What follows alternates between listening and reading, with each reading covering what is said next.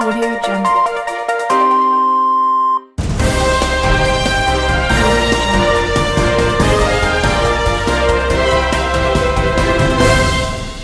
La pandémie du coronavirus a été cause de grands impacts économiques sur la population canadienne. Les compagnies, les entreprises, les arts, la musique ainsi que les transports s'en trouvent grandement affectés. La propagation du virus a enchaîné la fermeture de plusieurs secteurs de l'économie et ceci a provoqué une des plus grandes crises économiques du pays. La seule et unique cause qui a mené à cette chute économique au Canada, c'est cette épidémie, le coronavirus. La pandémie du COVID-19 a eu un impact profond sur l'économie canadienne. Les règles de distanciation sociale des gouvernements ont eu pour effet de limiter l'activité économique du pays. Les entreprises ont commencé à envisager des layoffs des travailleurs, ce qui a été largement évité par la subvention salariale d'Urgence Canada. Maintenant, je vous présente le directeur général du Collège Bourget, M. Philippe Bertrand, qui est aujourd'hui avec nous pour nous raconter son séjour tout au long de la pandémie et pour répondre à deux de mes questions. Premièrement, comment a été l'impact initial du coronavirus au Collège Bourget?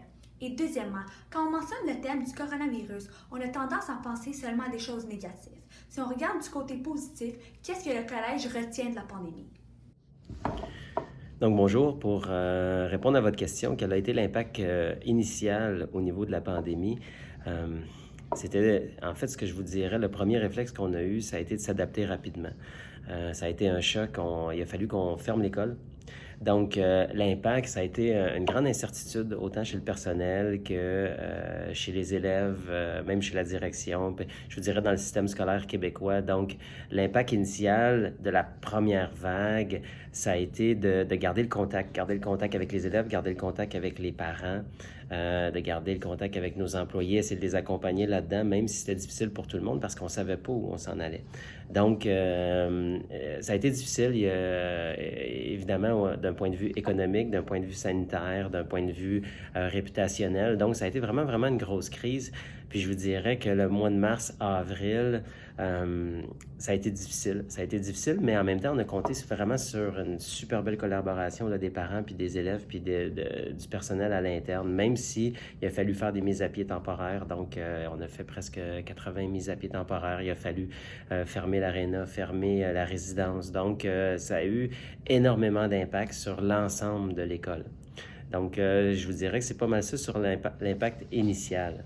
Un des impacts ou les impacts positifs que ça a eu, bien, je vous dirais que c'est le sentiment de fierté. Puis, je l'ai vécu spécialement au mois de mai. Donc, au mois de mai, on a vécu le retour des gens du primaire. Puis, ça a été une super belle expérience. Donc, on a utilisé les classes extérieures. Les jeunes ont profité énormément de la montagne. On sentait que les jeunes étaient contents de revenir à l'école. Après l'isolement initial du mois de mars puis du mois d'avril, on avait des jeunes qui étaient fiers de revenir à l'école. Ça a été plus difficile au niveau secondaire, spécialement avec la perte soit du bal ou de la collation des grades, mais ça a été un élément très positif, ce que je vous dirais, le retour du primaire. L'autre élément positif, c'est que on a réalisé qu'on était capable de faire énormément de choses à distance. Donc, des fois, on hésite en temps normal, on n'est pas en mesure de se projeter ou d'essayer des choses, mais la crise nous a forcé, dans le fond, à faire ça autrement. Donc, je vous dirais que cet élément-là aussi a été positif.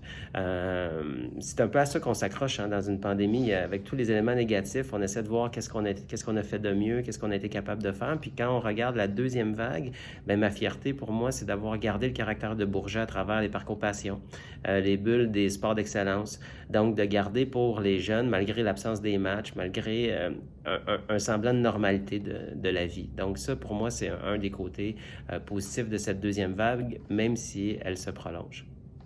La pandémie du coronavirus a entraîné une série de conséquences dévastatrices sur le monde entier. Aujourd'hui, je vous en parlerai uniquement 4. La crise financière due au taux d'emploi, le prix du pétrole, les compagnies aériennes et le secteur du tourisme. En premier lieu, l'épidémie du coronavirus a entraîné la perte de plus de 3 millions d'emplois au Canada, faisant bondir le taux de chômage à 13% selon Statistique Canada. Au Québec, le taux de chômage a bondi à 17 %, un chiffre record depuis 1976. C'est le taux de chômage le plus haut parmi les autres provinces canadiennes, par exemple l'Alberta qui est à 13,4 % et le Nouveau-Brunswick qui est à 13,2 %. En deuxième lieu, l'impact économique de la pandémie se poursuit en Alberta, où l'industrie pétrolière a subi une perte nette de 614 millions de dollars comparativement à un bénéfice de 2,73 milliards au trimestre de l'an passé. Ils annoncent également une perte de plusieurs millions de dollars à leurs actionnaires. En ce qui concerne les compagnies aériennes, la compagnie de vol Air Canada a annoncé la perte de 20 millions de dollars par jour tout au long d'avril, mai et juin. De plus, ils ont également annoncé la perte de 1,75 milliard de dollars au cours de son dernier trimestre. En dernier lieu, les dépenses du secteur du tourisme ont chuté de 14,2 %. Cela entraîne que l'emploi de l'industrie du tourisme a également chuté de 6,5 %. Il est maintenant temps de vous présenter une amie de famille immigrante du Mexique qui est maintenant propriétaire d'un spa à Montréal et qui a malheureusement dû fermer ses portes à cause de la pandémie. Voici ma première question. Évidemment, nous savons que vous avez été grandement affecté par la fermeture de votre spa au niveau économique. Mais en termes personnels, comment avez-vous vécu cette situation? Qu'a-t-il signifié pour vous cette fermeture?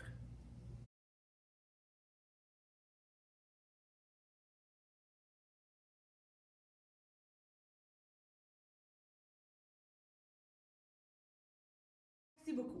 À la deuxième question. Considérant que le confinement a été fait pour sauver des vies, pensez-vous que la mesure du gouvernement qui a été prise de fermer tous les négoces et les entreprises ont valu la peine en fin de compte?